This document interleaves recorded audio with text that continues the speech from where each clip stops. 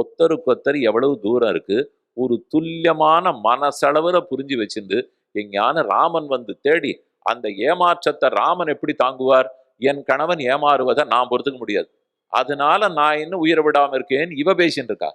இப்படிப்பட்டவள் என்னை விட்டு பிரிந்து போய்விட்டாளேன்னு அவர் உடம்புல தேள் ஊர்றதான், கரப்பான் ஊர்றதான், பாம்பு ஊர்றதான், எது ஊர்றதும் ராமனுக்கு தெரியல. நைவ தம்சான் ந மசகான் ந கீட்டான் ந சரீசிருப்பான், எதுவும் தெரியல. சீதேது முதராம் வாணின், சீதே சீதேன்னு சொல்லிட்டு திடுக்கிட்டு எழுந்திருக்கிறார். நமாம்சம் ராகவோ புங்தே, ராமன் சாப்பிட்றதே இல்லை, அவனுக்கு தூக்கமே இல்லை.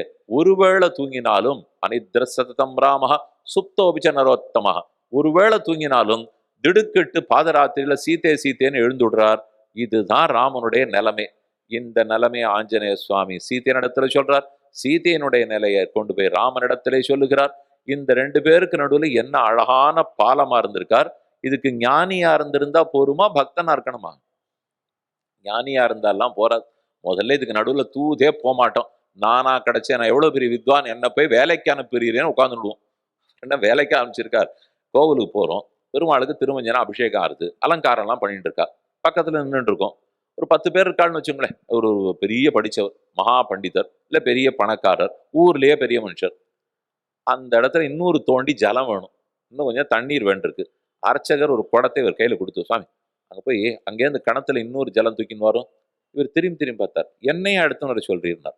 ஏன் ஆமா, உமதான் எடுத்துன்னு வர சொன்னேன்னார். இந்த ஊர்லயே நான் பெரிய மனுஷன், 6-10 பேர் இருக்கிறதுல யாரு சின்னவனோ அவனை போய் எடுத்து வர சொல்லாமல் என்ன போய் அனுப்புறீனே நான் நாள் போச்சு. அதுக்கப்புறம் யார் பெரிய மனுஷன் மதிப்பா? பெரிய மனுஷன் ஊருக்கு வேணா பெரிய மனுஷனா இருக்கலாம், பெருமானுக்கு முன்னாடி யாரா இருந்தாலும் தொண்டர் தொண்டர் தொண்டன் சடகோபன்.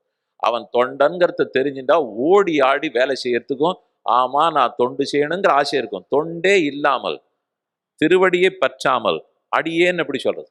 நாமெல்லாம் பெருமானுடைய திருவடியை பற்றினவர்கள்னா அடியேன்னு தெரிஞ்சுக்கணும். தொண்டு செய்தாதான் தொண்டர்ங்கிற பேர் நிலைக்கும். அவர் அந்த ஒவ்வொரு அடி எடுத்து வைக்கிறதையும் ஒவ்வொரு ஸ்லோகம் சொல்றதுலையும் இங்கேயும் காட்டார்.